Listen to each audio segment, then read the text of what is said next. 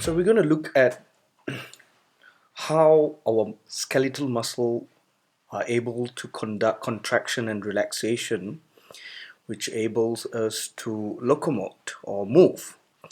Now, when you look at skeletal muscles, these are our skeletal muscles. And skeletal muscle, why do we call that a skeletal muscle? Is because very easy. It is attached to a bone or a skeleton. So when you look at a skeletal muscle, they are made up of many of these bundles, which we call that as muscle fibers. All right, there are many bundles of muscle fibers.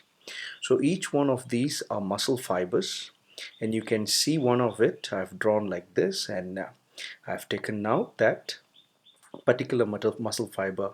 When we are looking at the details of the muscle fiber, each muscle fiber are made up of bundles of myofibrils, and each one of these myofibrils here are very fine, and these myofibrils are made up of several protein molecules.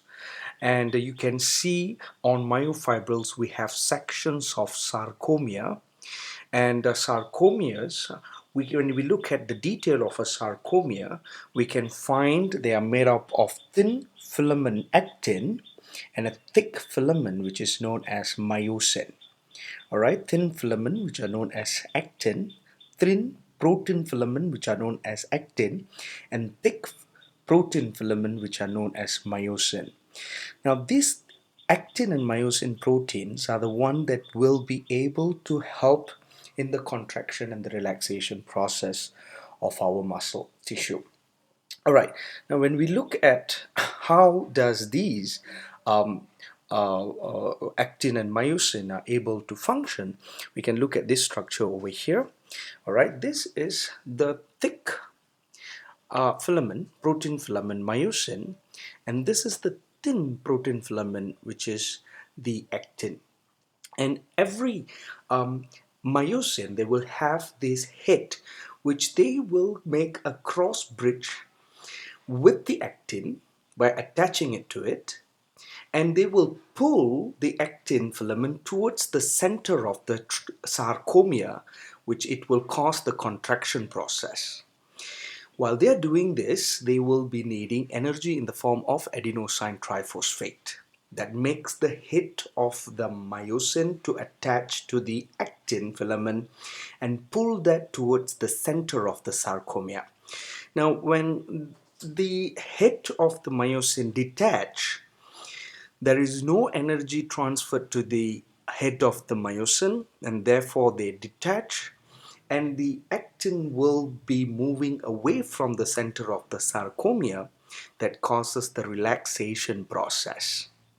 All right, so this is how the contraction and the relaxation process of muscle fibers, all right, of our skeletal muscle, which has been helped by two protein structures, which is known as the actin and myosin structure.